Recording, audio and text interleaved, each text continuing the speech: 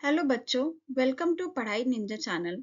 तो आज हम क्लास 10th पॉलिटिकल साइंस का एक बहुत इम्पोर्टेंट चैप्टर पढ़ने वाले हैं जिसका नाम है पॉलिटिकल पार्टीज। इस चैप्टर में हम समझेंगे कि पॉलिटिकल पार्टीज आखिर होती क्या हैं, डेमोक्रेसी में उनका रोल क्या होता है और इंडिया में पॉलिटिकल पार्टीज का सिस्टम कैसे काम करता है। तो चलिए शुरू करते हैं। अगर सबसे पहले हम एजेंडा की बात करें कि हम क्या पढ़ने वाले हैं, तो इस चैप्टर में हम स्टेप बाय स्टेप टॉपिक्स करेंगे, जो कि सबसे पहले हम देखेंगे कि क्या मीनिंग है, इम्पोर्टेंस है पॉलिटिकल पार्टीज की डेमोक्रेसी में। ठीक है। फिर नेशनल और स्टेट पॉलिटिकल पार्टीज भी पढ़ेंगे। तो ये हो गया हमारे किसके अंडर आ गया, डिफरेंट पॉलिटिकल सिस्टम के अंडर आ गया। फिर इलेक्शन कमीशन का क्या रोल है इस पॉलिटिकल पार्टीज में, वो भी देखेंगे। और पॉलिटिकल पार्टीज के चैलेंजेस और रिफॉर्म्स की भी बात करेंगे। और एंड में हम पूरा चैप्टर भी रिवाइज करेंगे। तो चलिए स्टार्ट करते हैं। सबसे पहले अगर हम बात करें कि पॉलिटिकल पार्टी होती क्या है, तो पॉलिटिकल पार्टी एक ऑर्गेनाइज्ड ग्रुप है जिसमें लोग सेम आइडियाज और ऑब्जेक्टिव शेयर करते हैं। ये लोग इलेक्शन कॉन्टेस्ट करते हैं, गवर्नमेंट बनाते हैं और अपनी पॉलिसीज को इम्प्लीमेंट करते हैं। तो मतलब अगर आपको क्वेश्चन आया कि व्हाट इज पॉलिटिकल पार्टी, तो ये बहुत परफेक्ट डेफिनेशन है जहाँ पे आप लिख सकते हो कि एक ऑर्गेनाइज ग्रुप है, कॉमन इंटरेस्ट एंड ऑब्जेक्टिव्स हैं, इलेक्शन कंटेस्ट करते हैं और गवर्नमेंट बनाते हैं, पॉलिसी इम्प्लीमेंट करते हैं। ठीक है। पॉलिटिकल पार्टीज पार्टीसन होती हैं, मतलब ये किसी एक व्यू पॉइंट को सपोर्ट करती हैं, मतलब किसी एक पार्टी का एक पॉइंट होगा। ठीक है। इनका मेन गोल होता है कि पावर हासिल करना और सोसाइटी के लिए डिसीजन लेना।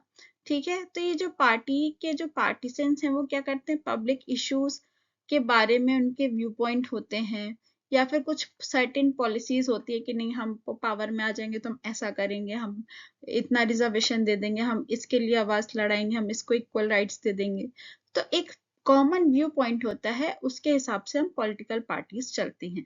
और इनका मेन मकसद क्या होता है कि हमें गवर्नमेंट बनानी है। ठीक है। हमें वोटर्स की चॉइस के अकॉर्डिंग काम करना है। फिर हम देखेंगे कि कंपोनेंट्स क्या होते हैं पॉलिटिकल पार्टी के। तो हर पॉलिटिकल पार्टीज में 3 कंपोनेंट्स होते हैं। सबसे पहला है लीडर, जो डिसीजंस लेता है। ठीक है। और डिसीजन मेकर होता है, इसमें मिनिस्टर्स आते हैं। और पार्टी को लीड करता है, ये पार्टी विजन को बताता है और अपोजिशन या फिर गवर्नमेंट को लीड करता है। फिर दूसरा होते हैं एक्टिव मेंबर्स। ये क्या करते हैं, ये रैलीज, मीटिंग्स, कैंपेन्स में पार्टिसिपेट करते हैं और work work as local party worker, मतलब जो लोकल पार्टी वर्कर के अकॉर्डिंग के हिसाब से काम करते हैं, या फिर आप कह लो कि as a local party worker काम करते हैं। ठीक है। और ये वोटर्स से लीडर्स को कनेक्ट करते हैं। तो मतलब आप ये कह लो कि जो वोटर्स, ये लीडर्स और जो फॉलोअर सपोर्टर्स है, उनके बीच का जो कनेक्टिंग लिंक है वो है एक्टिव मेंबर्स। और तीसरे हैं फॉलोअर्स और सपोर्टर्स, जो पार्टी को वोट देते हैं, है ना, vote for the party, and support करते हैं, उनकी आइडियोलॉजीज को सपोर्ट करते हैं और अपनी लॉयल्टी को भी शो करते हैं ड्यूरिंग इलेक्शंस। इन तीनों के बिना पार्टी का स्ट्रक्चर कंप्लीट नहीं होता है। तो आप अगर आपको अगर कंपोनेंट्स क्या है पॉलिटिकल पार्टीज के, तो आपको ये तीनों लिखना ही। चलिए, तो फिर जो नेक्स्ट हमारा फंक्शन है पॉलिटिकल पार्टी का, कि एक ये अपोजिशन का रोल प्ले करती है। मतलब ये क्या करती है, जो रूल कर रहा है पार्टी उसके अपोजिट में रहती है। ठीक है। जो हार गई, फिर जो मेजोरिटी से हारी, मतलब ज्यादा वोट्स मिले पर सामने वाले से कम वोट्स मिले, इस कारण वो अपोजिशन में आ जाती है। ठीक है। जैसे अभी कांग्रेस है अपोजिशन में और बीजेपी है गवर्नमेंट में। तो ये क्या करती है, जो कांग्रेस है वो क्या करेगी, वो चेक करेगी और बैलेंस करेगी रूलिंग पार्टी को, क्रिटिसाइज करेगी, मतलब आरोप विद्रोह करेगी, या फिर उनका वो करेगी कि नहीं तुमने गलत पॉलिसीज बना ली हैं, मतलब उनको अपोज करेगी। ठीक है। कुछ पब्लिक इश्यूज होंगे उनको हाईलाइट भी करेगी। क्या, और फिर ये नेक्स्ट फंक्शन क्या है कि पब्लिक ओपिनियन को भी शेप करती है। तो कुछ इश्यूज जो हैं पब्लिक अटेंशन में उसको लाती है कि अच्छा ये है इश्यूज हैं, तो वो बताती है, पब्लिक को बताती है। फिर नेक्स्ट है कि एजुकेट करती है मास को, बहुत सारे लोगों को डेमोक्रेसी के बारे में सिखलाती है। फिर प्रोवाइड करती है एक्सेस टू गवर्नमेंट मशीनरी, मतलब हेल्प करती है लोगों को कि वो गवर्नमेंट तक पहुंचे वेलफेयर स्कीम्स के लिए। और एक ब्रिज है, ये एक ब्रिज का काम करती है between the citizen and the government. ठीक है, तो ये बात हो गई हमारे फंक्शंस ऑफ पॉलिटिकल पार्टीज की। ये बहुत इंपॉर्टेंट टॉपिक्स हैं और इतने फंक्शंस अगर आपने लिख दिए then it's good to go. चलिए फिर हम बात करेंगे why do we need political parties. तो अब सवाल ये आता है कि पॉलिटिकल पार्टीज की आखिर हमें जरूरत क्या है, क्यों कर रहे हैं बीजेपी कांग्रेस, क्यों क्यों ऐसा, ये सब चीजें क्या है। तो democracy without parties is impossible.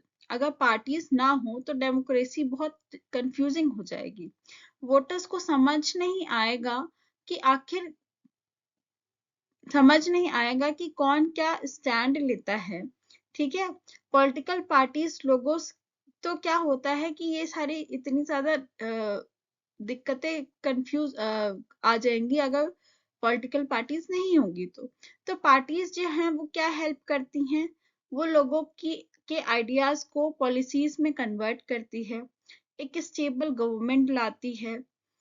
इसलिए democracy without political parties possible नहीं है। ठीक है, एक कैंडिडेट देती हैं जो जिसकी क्लियर आइडेंटिटी हो, रिस्पॉन्सिबल गवर्नमेंट चलाती है, ग्रुप डिसीजन मेकिंग भी होता है इसमें। ठीक है, लॉन्ग टर्म विजन भी रखती है कि कंट्री का लॉन्ग टर्म विजन है कि हम इतने साल में इतना डेवलपमेंट करेंगे। तो ये पार्टीज इन सारी चीजों में हेल्प करती है, इस कारण हमें पार्टीज की बहुत ज्यादा जरूरत होती है। अब पार्टी सिस्टम आखिर होता क्या है। तो पार्टी सिस्टम का मतलब होता है कि किसी कंट्री में कितनी पॉलिटिकल पार्टीज होती हैं और कैसे compete करती हैं।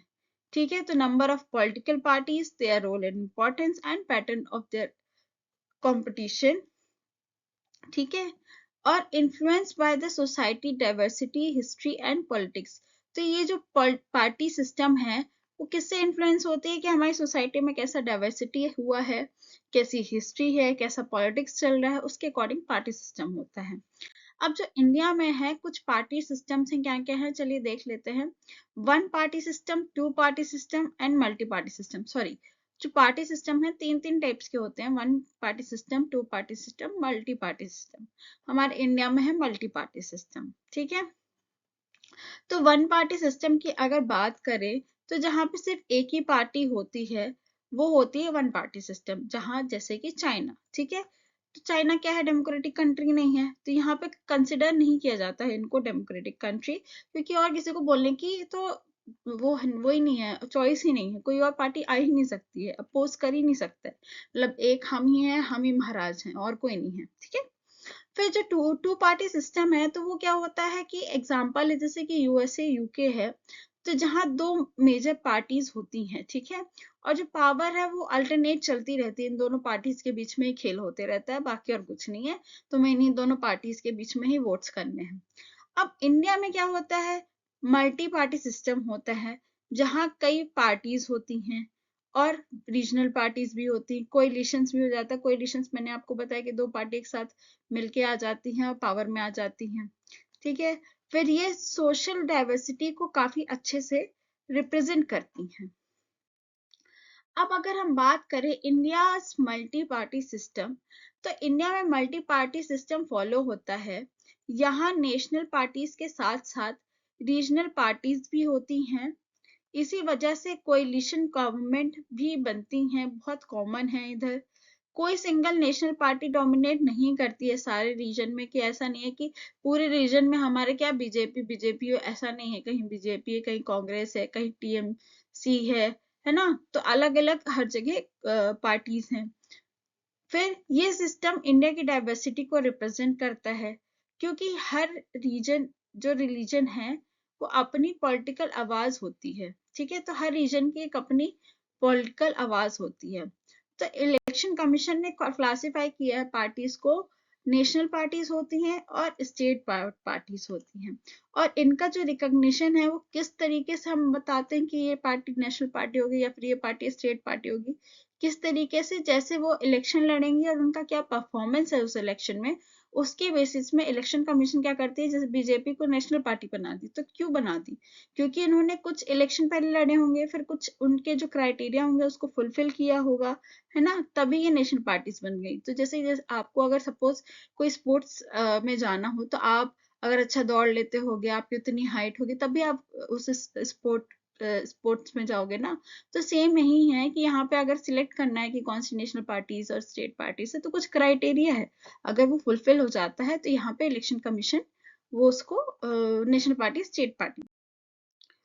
तो अब हम देखेंगे कि एक पार्टी जो है वो नेशनल पार्टी कैसे बनती है। तो अगर नेशनल पार्टी को अगर बनना हो तो क्या होगा, उस पार्टी को क्या करना पड़ेगा, उसको 6% वोट्स जीतने होंगे 4 स्टेट से, उसको 4 लोकसभा सीट्स भी जीतनी होगी, या फिर उसको as a state party 4 states में रिकॉग्नाइज कर लिया जाए। अगर ये तीनों क्राइटेरिया फुलफिल कर दिए तो इलेक्शन कमीशन ऑफ इंडिया क्या बोल देगा कि ये नेशनल पार्टी हो गई आज से।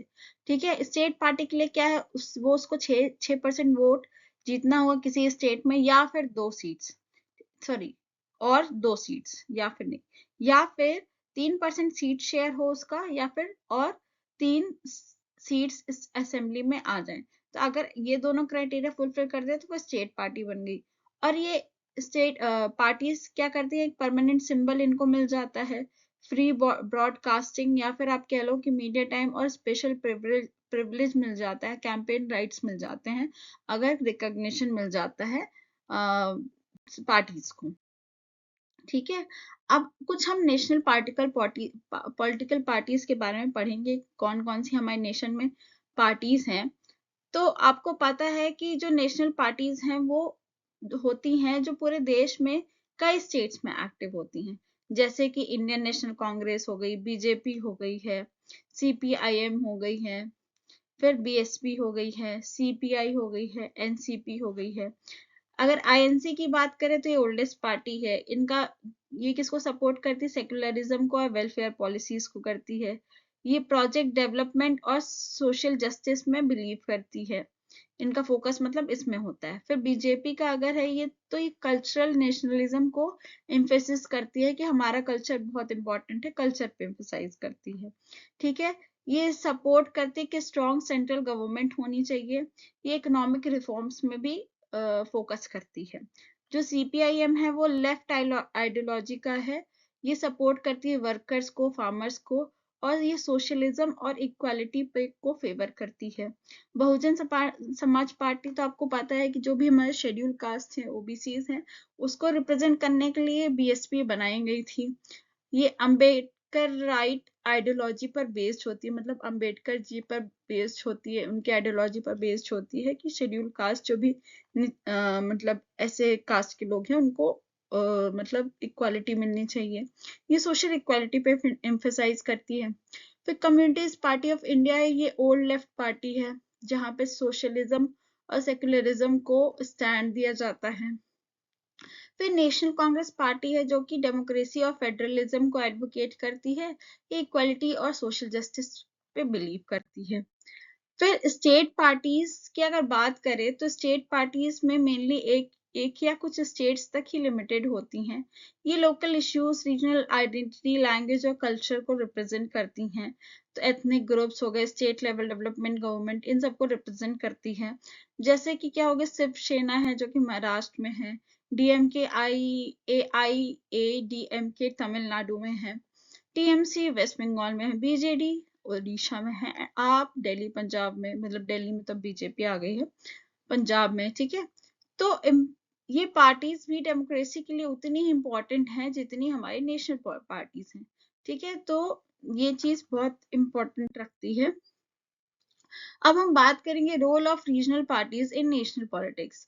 तो रीजनल पार्टीज सिर्फ स्टेट्स तक ही लिमिटेड नहीं रहती हैं। ठीक है, ये नेशनल पॉलिटिक्स में भी बहुत इंपॉर्टेंट रोल प्ले करती हैं।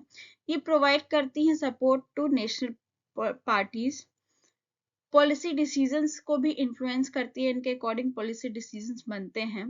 ये हेल्प करती है कि स्टेट लेवल कंसर्न्स को रिप्रेजेंट करने के लिए एट द नेशनल लेवल। तो मतलब अगर दिल्ली में बैठ के आपको बताना है कि उड़ीसा की प्रॉब्लम क्या है, तो कौन बताएगा? रीजनल पार्टीज बताएंगी, ठीक है।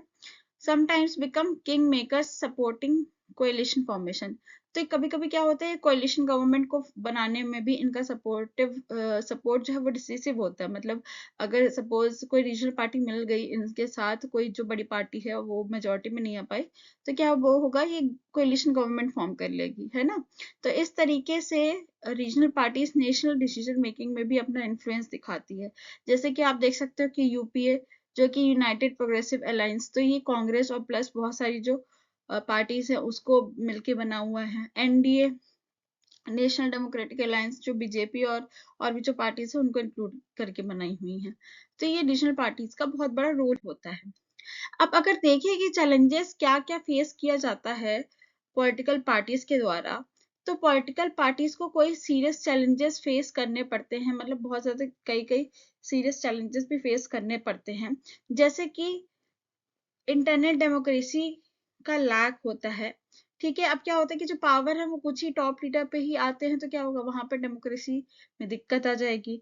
कोई रेगुलर इलेक्शंस नहीं होते हैं पार्टी के अंदर, मतलब एक जो लीडर है वही बना रहेगा। वो लोग आपस में कोई इलेक्शन नहीं करते कि अच्छा लीडर चेंज होना चाहिए, तो वैसा कुछ नहीं करते हैं। ऑर्डिनरी मेंबर की उसमें कोई वॉइस नहीं होती है। Personal loyalty becomes more important then ideology.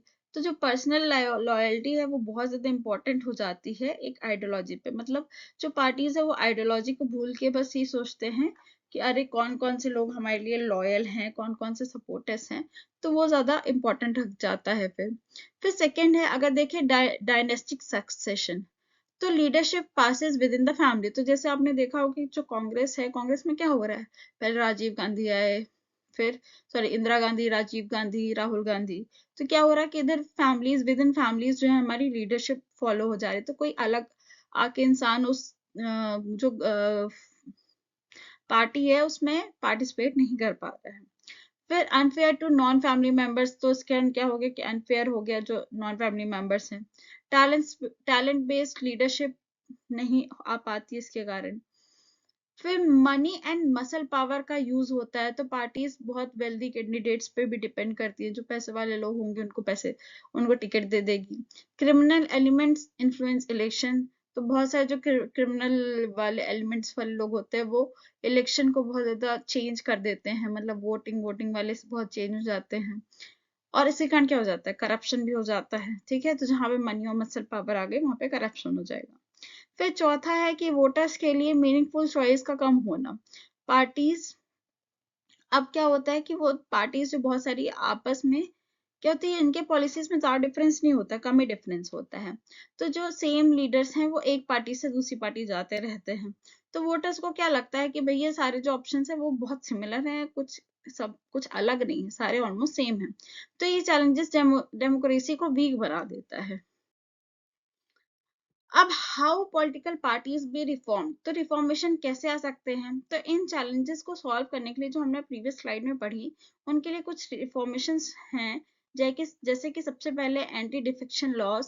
तो एंटी डिफेक्शन लॉज में क्या हो गया कि prevent MLA and MPs from shifting party. तो क्या होता था कि पहले लोग जो एमपी एमएलए हैं वो एक पार्टी से दूसरी पार्टी, दूसरी पार्टी से पहली पार्टी, ऐसे करते रहते थे। तो एक लॉ लाया गया, एंटी डिफेक्शन लॉ, कि आप ये जो एक पार्टी से दूसरी पार्टी इधर से उधर फटकते रहते हो, तो वो नहीं कर पाओगे।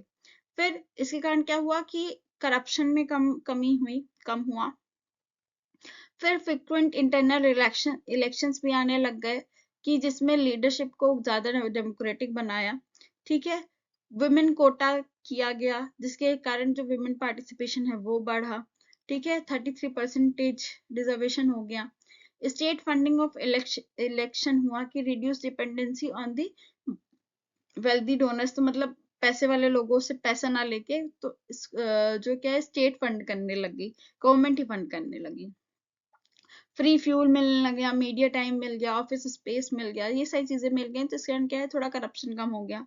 ट्रांसपेरेंसी इन डोनेशंस, डोनेशंस में ट्रांसपेरेंसी रख दी गई कि रेगुलर ऑडिट रिपोर्ट्स देनी जरूरी है इसमें। टेक्नोलॉजी का यूज होने लग गया कि ऑनलाइन मेंबरशिप होने लगी, डिजिटल फाइनेंशियल रिकॉर्ड्स होने लगे, तो सब चीजें ऑनलाइन हो गई, तो थोड़ी ट्रांसपेरेंसी बढ़ गई। ठीक है, तो रिफॉर्म से पार्टी ज्यादा डेमोक्रेटिक और अकाउंटेबल बनेंगी। तो is there a meaningful choices for voters? तो कई बार वोटर्स को लगता है कि सब पार्टीज ऑलमोस्ट सेम ही हैं। ठीक है, लीडर्स पार्टीज बदलते रहते हैं और पॉलिसीज भी लगभग सिमिलर है। तो इसके कारण क्या होता है कि जो अलायंस है वो एक जगह से दूसरी जगह होता है, इसी वजह से मीनिंगफुल चॉइस भी लिमिटेड हो जाती है लोगों के पास। तो स्ट्रॉन्ग वोटर्स के लिए वोटर्स को क्लियर अल्टरनेटिव मिलना जरूरी होता है। तो वोटर्स को क्या चाहिए होता है कि क्लियर अल्टरनेटिव मिले, ऑनेस्ट कैंडिडेट्स मिले और ट्रांसपेरेंट पार्टी पॉलिटिक्स हो। ठीक है, पॉलिसीज हो। अब जो लोग हैं वो पॉलिटिकल पार्टीज में क्यों सपोर्ट करते हैं, क्यों बीजेपी के सपोर्टर्स इतने हैं, क्यों कांग्रेस के सपोर्टर्स इतने हैं? तो लोग पॉलिटिकल पार्टीज को कई रीजन से सपोर्ट करते हैं। सबसे पहला है कि आइडियोलॉजिकल अटैचमेंट हो जाता है कि अगर बीजेपी की है कि हमें अपना कल्चर प्रमोट करना है, तो बहुत सारे लोगों को है कि भैया हमारा कल्चर भी हमें प्रमोट करना है, तो इस कारण वो बीजेपी को सपोर्ट कर देते हैं। तो यहाँ पे क्या हो गया, आइडियोलॉजी मैच हो गई। फिर दूसरा क्या है कि कास्ट, रिलीजन, कम्युनिटी कनेक्शन हो जाता है। तो एक इसके कारण क्या होता है कि वो कनेक्ट कर जाते हैं। फिर तीसरा है कि डिजायर फॉर डेवलपमेंट, डेवलपमेंट की डिजायर से कि हाँ, उन लोग जितने भी डेवलपमेंट प्रॉमिस करे हुए हैं तो चलो ये फुलफिल करेंगे, इस कारण हम इस पॉलिटिकल पार्टी को सपोर्ट करते हैं। Influence of family and tradition, तो बहुत सारे क्या होता है कि फैमिलीज में ही लोग पार्टीज में रहते हैं, तो उनके इन्फ्लुएंस में आके लोग और सपोर्ट करने लग जाते हैं। लोकल लीडर्स का भी इम्पैक्ट बहुत ज्यादा होता है कि लोग सपोर्ट कर देते हैं। और पार्टी में बिलीफ होता है लोगों की कि पार्टी जो प्रॉमिस कर रही है वो पक्का निभाएगी, तो उसके कारण लोग सपोर्ट करते हैं। तो ये सब फैक्टर्स वोटर्स बिहेवियर को अफेक्ट करते हैं। हर वोटर का अपना रीजन होता है। ठीक है, अब हम बात करेंगे कि growing role of citizens in political parties. तो आज के टाइम में सिटीजन्स का रोल काफी ज्यादा बढ़ गया है।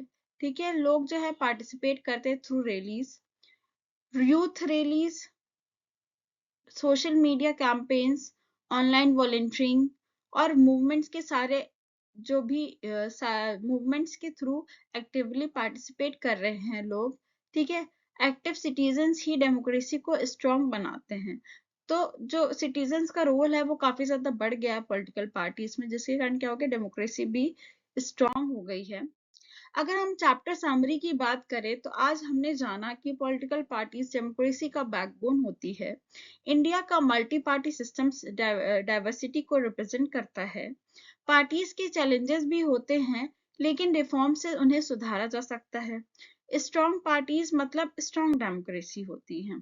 तो यहाँ पे हमने ये सारे जो हैं इस चैप्टर में पढ़े थे। यहाँ पे हमारा चैप्टर 4 भी कंप्लीट होता है, पॉलिटिकल पार्टीज। अगर आपको वीडियो पसंद आया हो तो लाइक करें, कमेंट करें कोई डाउट हो तो, और सब्सक्राइब जरूर करें पढ़ाई निंजा को। Thank you for watching the video.